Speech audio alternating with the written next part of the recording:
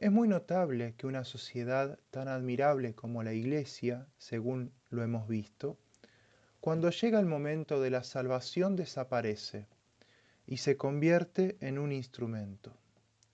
Porque la Iglesia no tiene misión fuera de la tierra. Las almas se salvan individualmente, una tras otra, y la vieja institución permanece como instrumento de la salvación. Estas dos tesis son las dos fases de una misma cosa, el último fin del hombre, o adquirido o perdido, de modo que es lo mismo, pero al revés, como dijo Perogrullo. Pero la Sagrada Escritura trata diferente las dos cosas. El paraíso en forma indirecta y apagada, el infierno en forma abrupta y muy explícita. Jesucristo en su predicación explica poco del paraíso. En cambio, habló del infierno explícitamente, y cuando lo hizo fieramente. Quizá la razón sea la que observó el gran teólogo belga Leonardo Lessio. 4 misterios hay dificilísimos para nuestra mente: Trinidad de Dios, Eucaristía, Encarnación, Infierno. Por eso innúmero de herejías existen acerca de ellos. Por eso también Dios se cuidó de confirmarlos tan fuertemente. Por eso trataré a ambos seguidos pero separadamente, en esta clase uno y en la siguiente el restante. El paraíso. Jesucristo habló de él con alusiones, no de propósito, aunque está siempre presente en su predicación con el nombre de reino de los cielos, que expresa que su reino terrenal, y le dará Dios el trono de David su padre, no es un final, sino un principio, y que su reino completo está después, y su reino no tendrá fin. Por eso decimos que hay dos iglesias, la militante y la triunfante, y que respecto de la segunda, la primera es sólo un comienzo, menos aún un instrumento. Es decir, que la salvación de un alma individual es más importante que esa creación admirable que es la iglesia militante, ya que para eso se hizo. Si no hubiera más que una sola alma que salvar, hubiera hecho lo mismo. Lo que hoy sabemos y enseñamos acerca de la gloria, ver el tremendo discurso de Fray Luis de Granada en la Guía de Pecadores, muy retórico pero muy completo, es una serie de fragmentos ensamblados. Para hacer ese ensamble, el teólogo debe recurrir a la filosofía antigua, a la filosofía medieval, a los 4 evangelios, a San Pablo, a San Juan y a todos los santos padres, o sea, los intérpretes. De ahí sacó Fray Luis de Granada su largo estudio sobre la gloria. Primero, Pitágoras, Platón y Aristóteles sostenían que el alma es inmortal. La filosofía griega llegó a esta conclusión. Platón expuso esta tesis en el diálogo Fedón, que narra la muerte de Sócrates, en la última conversación de éste con sus discípulos. Segundo, el hombre tiene un fin último, un bien supremo, que es amado por sí y no por otro. Esto es de Aristóteles. Tercero, el último fin del hombre, subjetivo, es la felicidad. Objetivo es Dios. Esto es de Santo Tomás. Cuarto, la felicidad la da la contemplación, que es el conocimiento de Dios intuitivo o cuasi intuitivo, o sea, el conocimiento mejor, del objeto mejor, de la manera mejor. Ese es el fin del hombre y lo que da la felicidad, según Aristóteles. Pero él no sabía muchas cosas acerca de la contemplación que trajo la revelación de Cristo. Porque la contemplación que Aristóteles propone como último fin del hombre es muy pobre y crea muchísimas dificultades. Porque uno se dice, bueno, ¿y esta va a ser la contemplación mía? Prefiero ir a China antes que hacer esa contemplación. Pero Aristóteles creía que poquísimos eran capaces de la contemplación en esta vida, pero en la otra vida no sabía nada. La Iglesia, hablando de la gracia de Dios, que es un don de Dios especial, y de la contemplación sobrenatural, que es la contemplación de Cristo a la luz de la fe, amplió enormemente el círculo de la gente que es capaz de contemplación. Incluso Aristóteles niega terminantemente que los esclavos sean capaces de la contemplación, porque él estaba pensando en la contemplación que tenía él, es decir, en la contemplación filosófica. Contemplaba a Dios con los dones que le daba la filosofía y nada más. Quinto, por lo dicho más arriba, sostenía Aristóteles que no todos los hombres eran capaces de contemplación. Tremenda aporía en Aristóteles. Aporía significa dificultad, obstáculo que no se puede salvar. Esta aporía era pensar que aquello para lo cual fue creado el hombre no puede ser conseguido por todos los hombres. Esto es una especie de contradicción. Entra Santo Tomás. Primero recibe y confirma todos los aportes de la filosofía antigua, en el principio de la segunda parte de la Suma Teológica. La segunda parte de la Suma tiene a su vez dos partes, que son llamadas segunda primera y segunda segunda. A saber, primero, de si es propio del hombre obrar por un fin. Segundo, de si esto es propio de toda natura racional. Tercero, de si todos los actos del hombre reciben su especie del fin. Cuarto, de si hay algún último fin de toda la vida humana. A todas estas cuestiones responde Santo Tomás que sí, y las razona. Quinto, de si puede haber varios últimos fines de un solo hombre. Lo niega Santo Tomás. Sexto, de si el hombre lo ordena todo al último fin. Esto lo afirma. Séptimo, de si hay un solo último fin de todos los hombres. Dice que sí. Octavo, de si a este solo último fin convengan todas las criaturas. También lo afirma. Esto lo saca de la filosofía antigua.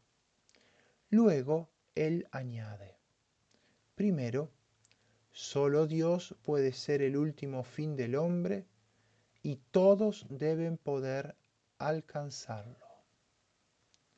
Segundo, eliminación de todos los falsos fines últimos.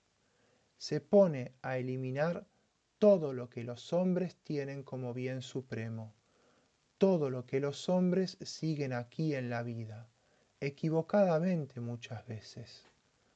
Por ejemplo, dice que el fin último del hombre no son las riquezas, no son los honores, no es la fama o renombre, no es el poder, no es la salud o algún bien del cuerpo, no es el deleite, no es algún bien del alma, como la ciencia, por ejemplo, no es ningún bien creado. Termina allí la cuestión segunda, antes de entrar al fin verdadero considerado en particular, que es Dios, alcanzado imperfectamente en esta vida y perfectamente en la otra. Después se pregunta en qué consiste la felicidad, último fin subjetivo. Si le preguntan a un hombre por qué hace todo lo que hace, dirá que para ser feliz. Este es el último fin subjetivo, pues hay una tendencia invencible en el hombre a la felicidad. El niño, dice Aristóteles, hace todo en vistas al placer, a la mayor felicidad posible. Llega entonces Santo Tomás a la conclusión rigurosa de que debe haber una operación. Primero, no puede ser un hábito, sino un acto. Segundo, debe ser un acto del intelecto.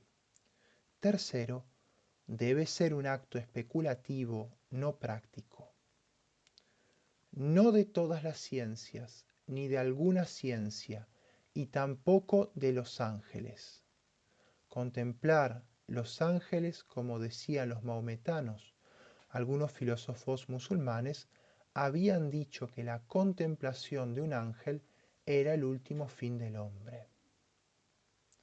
Debe ser la visión de Dios por esencia. Hasta aquí dice conforme el filósofo. Después dice lo que se requiere para la felicidad en esta vida, que son 8 cosas. Se requiere el deleite, el cuerpo, algunos bienes exteriores, la sociedad de amigos, etc. Está pensando en la felicidad comenzada en esta vida, porque sostiene que en ella existe una felicidad imperfecta o incoada. Esta felicidad hay que definirla y estudiarla. No tiene el pesimismo de muchísimos modernos, que piensan que no puede haber felicidad en esta vida. El último fin empieza a ocuparse de los medios por los que se llega al último fin, y así llega a su moral, de la cual vive hasta hoy el mundo occidental, incluso algunos que se creen o dicen antitomistas. Pero nosotros debemos ahora saltar a la Contra Gentiles, libro 3, capítulo 48, donde dice que la última felicidad del hombre no es en esta vida, donde el hombre no puede ver la esencia divina. Pero el hombre está elevado a un estado sobrenatural por la gracia, la cual trae o suscita al morir los agraciados o salvados el lumen glorie, que los habilita a ver a Dios cara a cara, a todos, incluso a los esclavos, a los cuales el filósofo, Aristóteles, negaba capacidad para la contemplación, o sea, la felicidad. Porque no vemos a Dios en esta vida sino por medio de conceptos, como dice San Pablo. Lo vemos como por espejos y adivinanzas, porque los conceptos no pueden dar la visión directa de Dios. Cuando en la muerte el alma queda libre de sus ligaduras y se enfrenta con Dios, tiene la visión directa de Él. Cae entonces la tesis de Aristóteles de que no todos los hombres pueden alcanzar la contemplación y por ende la felicidad, porque todos los hombres son capaces con la ayuda de la gracia del lumen glorie, que según dicen los teólogos es una especie de añadidura o luz especial que necesitamos para ver a Dios cara a cara, lo cual es una cosa sobreañadida a la naturaleza humana. Esta por sí sola no podría hacerlo. Entonces la gracia suscita un auxilio especial que se llama la luz de la gloria. Caput, la aporía de Aristóteles. La visión beatífica no puede tenerse en esta vida si no es por una fugaz e imperfecta participación en algunos santos. Es una discusión larguísima entre los teólogos saber si algunos santos pueden tener en esta vida la visión beatífica. Algunos santos hablan como si la hubiesen tenido, muy pocos. Santa Teresa en la séptima morada y en las bodas espirituales. Santa Catalina de Siena en la muerte mística. La visión beatífica llena por ella misma todo deseo posible del hombre. No se puede perder y tiene diversos grados. Hasta aquí, Santo Tomás. Entra ahora Jesucristo. Jesucristo solamente hace escasas alusiones. Tendrá un tesoro en el cielo, dice al muchacho que quiere convertir. El 100 por 1 en esta vida y después la vida eterna, dice a los apóstoles. Hoy mismo estarás conmigo en el paraíso, afirma al buen ladrón.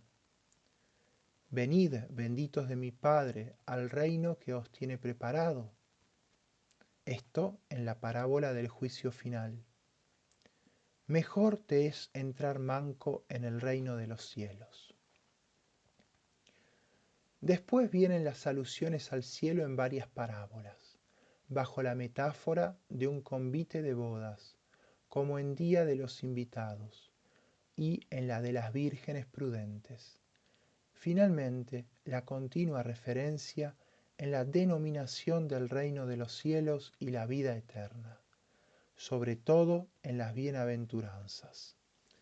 Multitud de menciones también de la resurrección. Entonces serán como ángeles del cielo. Cuando hablaba de la resurrección, hablaba de la propia y de la nuestra. Solamente en San Juan hay 15 alusiones al paraíso. Capítulo 3, versículo 5. Para que no perezca, sino que tenga vida eterna.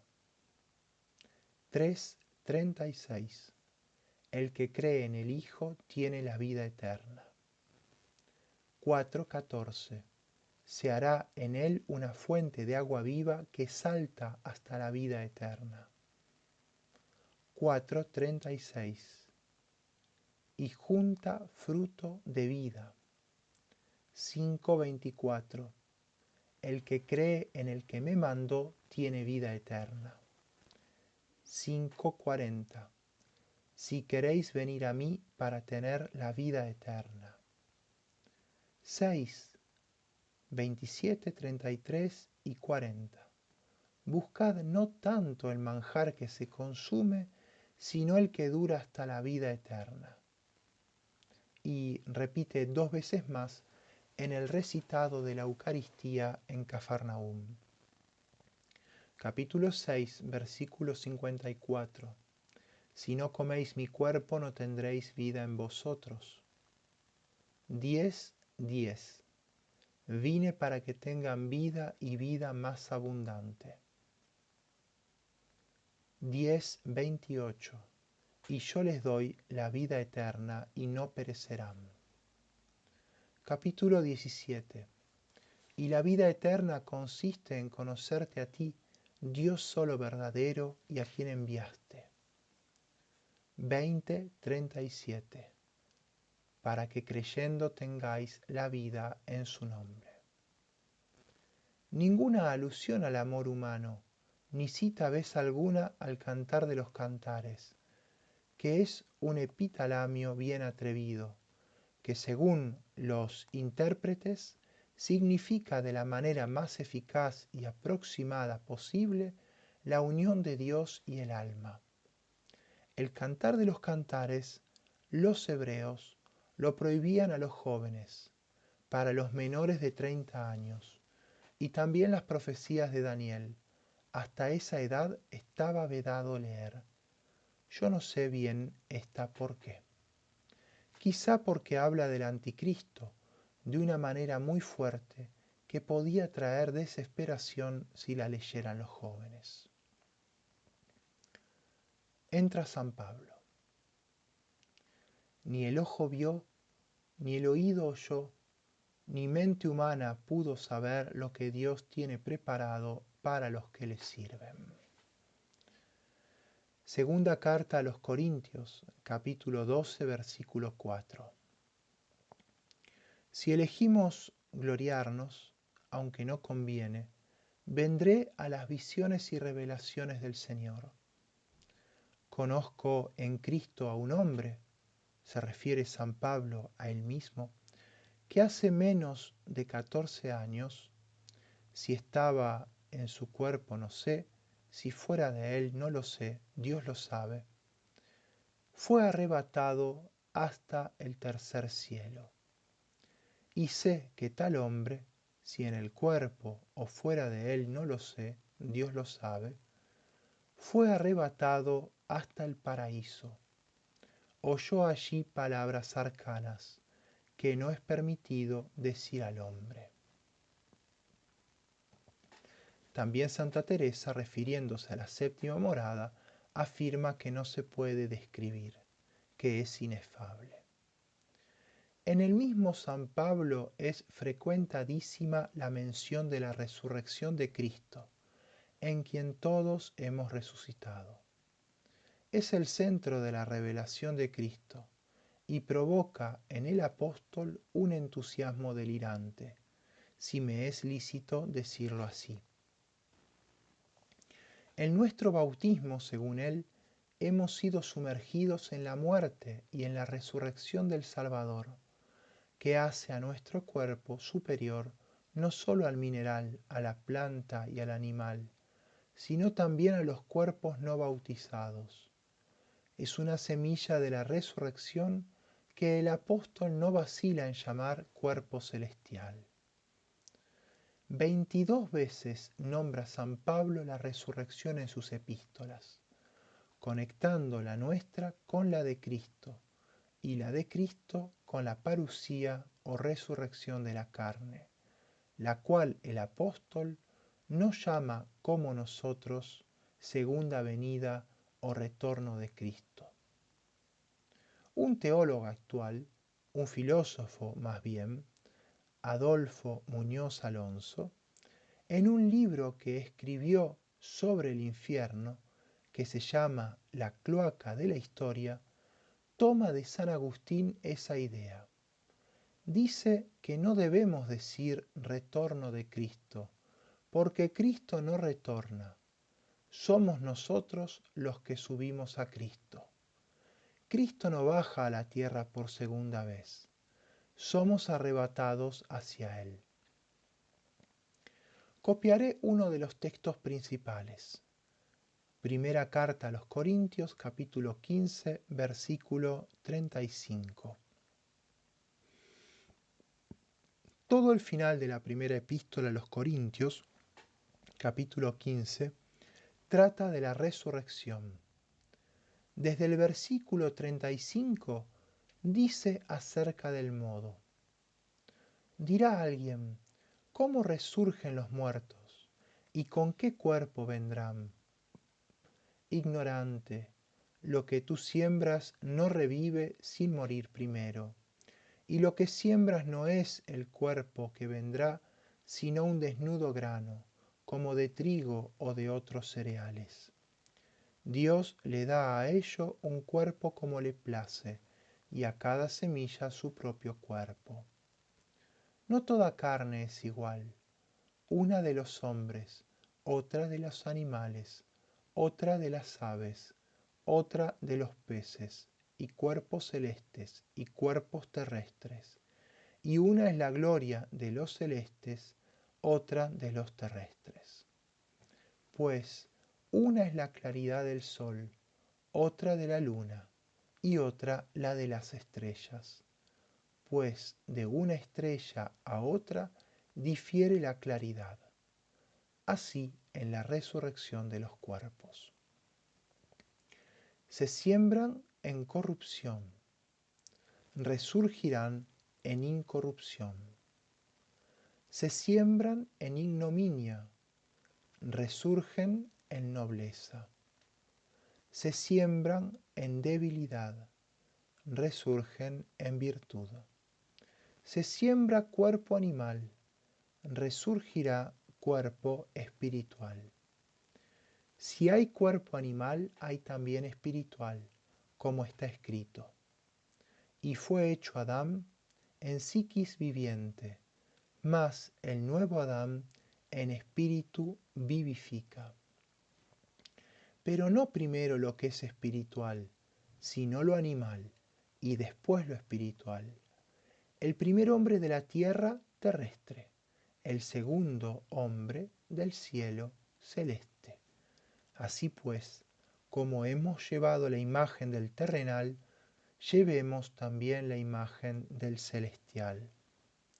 Y sigue el arrebato y la gloriosa transformación de los resucitados.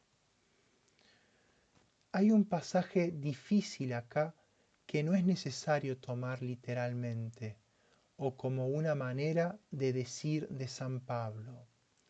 Dice que al venir Cristo resucitarán los muertos, no todos juntos, sino que los primeros que resucitarán será una tanda de muertos que son los martirizados por el anticristo y que han sido constantes en la persecución al mismo tiempo, dice San Pablo. Los que vivimos, los que estemos en la tierra, saldremos al encuentro de Cristo glorificado en el aire. Ahora, ¿qué quiere decir eso? No lo sabemos. San Pablo creía que la parucía estaba cerca, como la creían todos los primitivos cristianos. Entonces creía que iba a vivir cuando se produjese la venida de Jesucristo. Entonces dice que resucitaremos después de morir un instante, porque nadie se escapa de la muerte. Para resucitar es necesario morir primero, y saldremos al encuentro de Cristo por los aires. Algunos dicen que eso es una manera de decir, en tanto otros sostienen que es literal. La filosofía griega, desde Pitágoras hasta Plotino, había deducido la inmortalidad del alma, de que ella era inmaterial y simple, como ella se manifestaba a la conciencia. Analizando el acto intelectual del hombre, veían que era simple e inmaterial, que no estaba sujeto al espacio y que no estaba compuesto de partes.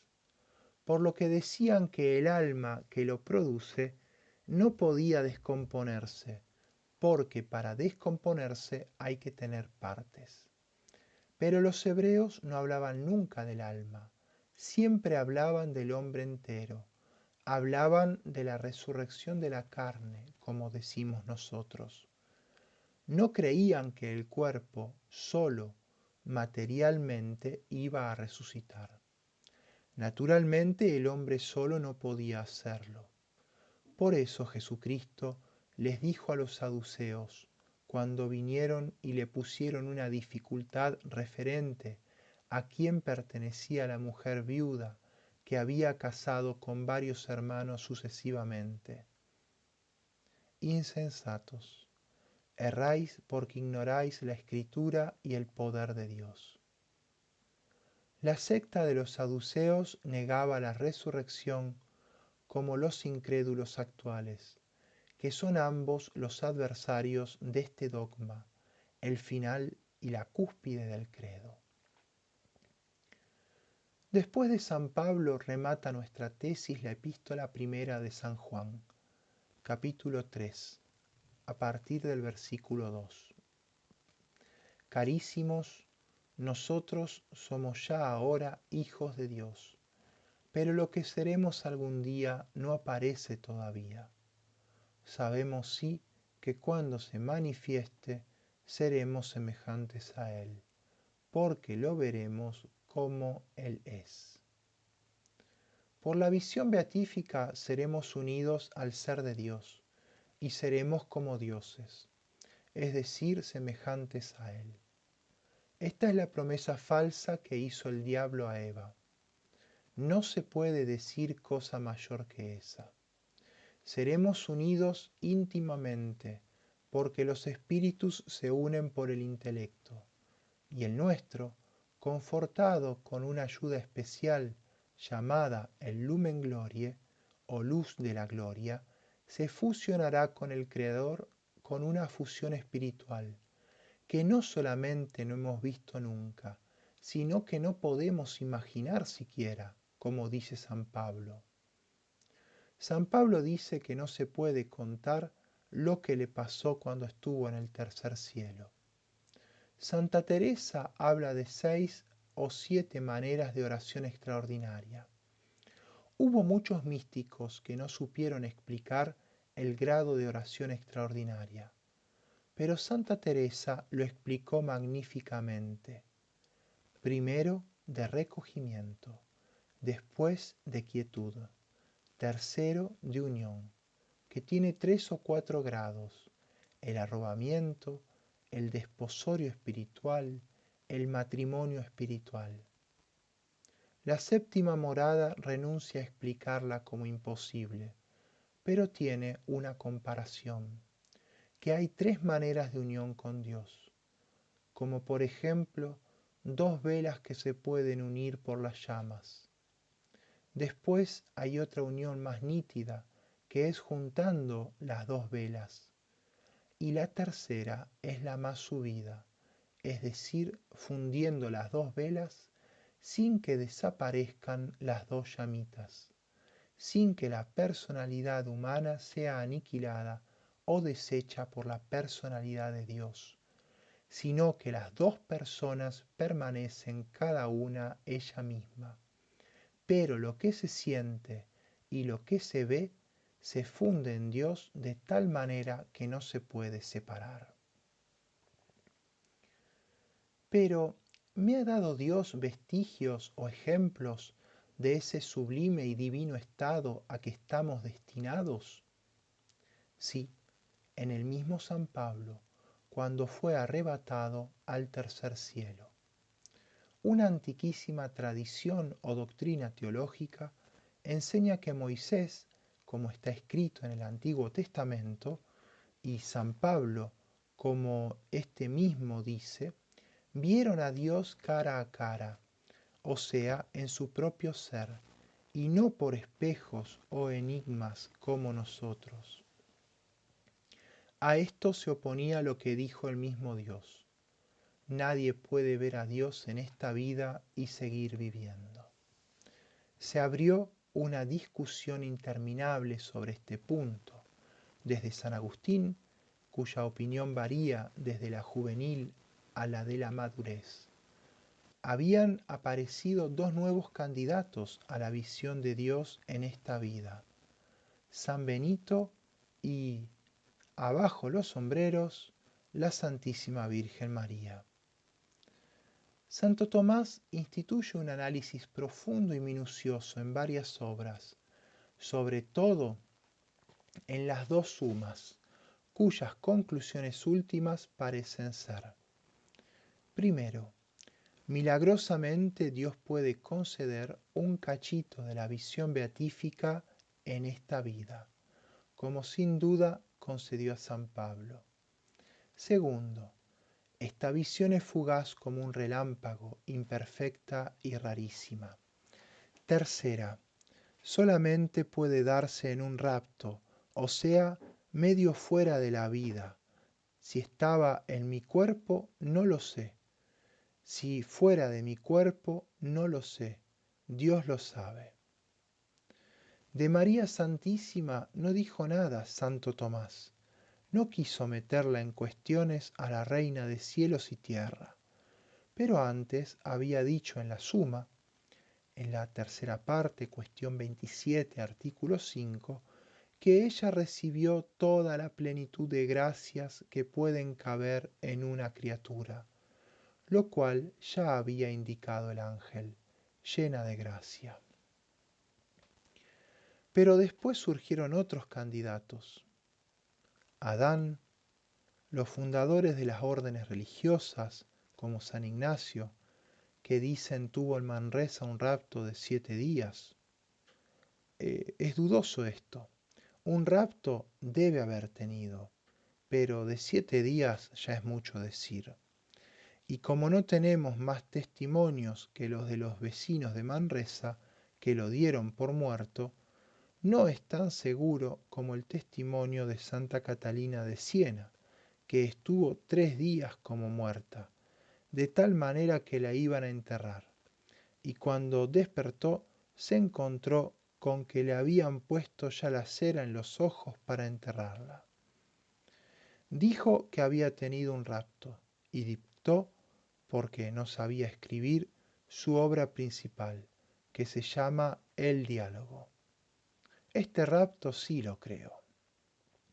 También tuvieron rapto San Juan de la Cruz y la postrera, pero no la última, Santa Teresa de Ávila, la que también habla de un rapto y dice que incluso el cuerpo pierde calor y queda como muerto. Dios hizo para nosotros un milagro, que debe faltar poco para no ser igual a la creación del mundo. Una santa que era a la vez una gran escritora, capaz de analizar su interior mejor que Santo Tomás, la cual hizo el análisis de la oración extraordinaria, como ya he dicho, hasta llegar a la séptima morada o cumbre de contemplación, o muerte mística para Santa Catalina de Siena. Y de esta séptima morada o cumbre de contemplación, Santa Teresa dice lo mismo que San Pablo, que no es posible decirla, ni describirla, ni explicarla, ni entenderla, y que ella cree que es descubrir en un relámpago fugitivo alguito de lo que ha de ser nuestro destino eternal. En cuanto a la excelencia de este favor extraordinario y momentáneo, no tiene palabras para ponderarlo, ni yo tengo palabras para recordar lo que han dicho de él algunos demoníacos contemporáneos, como Pierre Janet, Leuba y los argentinos Ingeniero y el doctor Ombra Vela, que desprecian todos los fenómenos místicos de los santos y lo atribuyen a cualquier cosa, como Freud, a la sexualidad. Sin embargo, por grande y pasmosa que sea esta rarísima y excepcional experiencia, que se da solamente per modus actus, no per modus habitus, es decir, que se da en un acto momentáneo y no queda luego como hábito, es mayor lo que dice San Juan, que seremos semejantes a Dios y fundidos y asimilados a Él como si fuésemos Él mismo. Y llegamos por fin al Apocalipsis, que al fin y al cabo tiene por asunto la resurrección de los muertos y todo lo que la precede.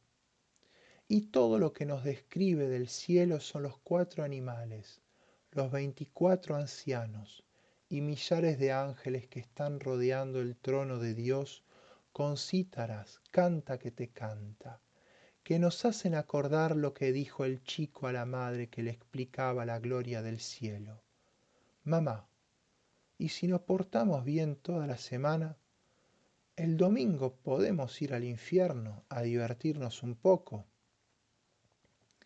En efecto, cuando llega el momento de mostrarnos el mundo de los resucitados, el vidente no describe gran cosa. Describe una gran casa o palacio que baja del cielo y asienta en el monte Sión, edificada ex vivis et electis lapidibus, como dijo San Pedro, de electos y vivientes sillares, cada una de las almas en su lugar, componiendo una armonía perfecta.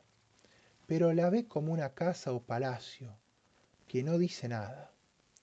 Si va a bajar realmente del cielo una ciudad de 16.000 millas cuadradas, de medidas inverosímiles, 12.000 estadios de anchura, longura y altura, o sea en forma de cubo, no lo sé ni me importa mucho.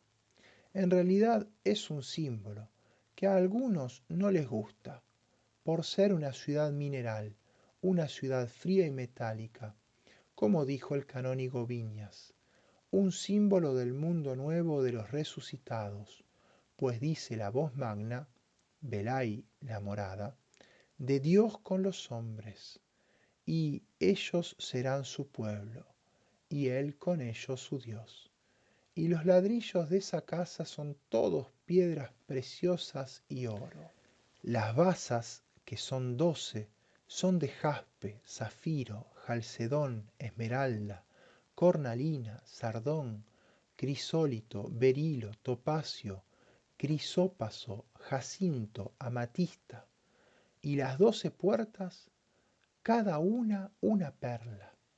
Menos mal que hay también un río de aguas de vida, y del río Aquende y Allende el árbol de la vida, que da 12 frutos, cada mes un fruto, y las hojas del árbol medicina para las gentes.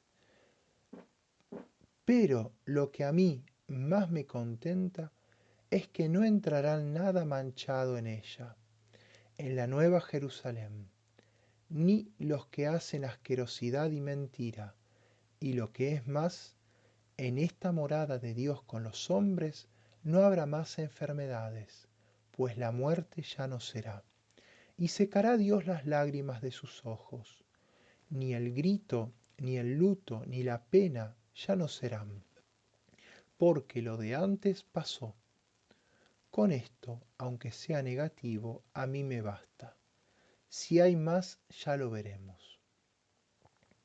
El gaucho uruguayo Salaberry, mi maestro de filosofía de quinto año, decía que lo que más le contentaba era el dote de agilidad. La agilidad es la posibilidad de moverse instantáneamente de un lado a otro.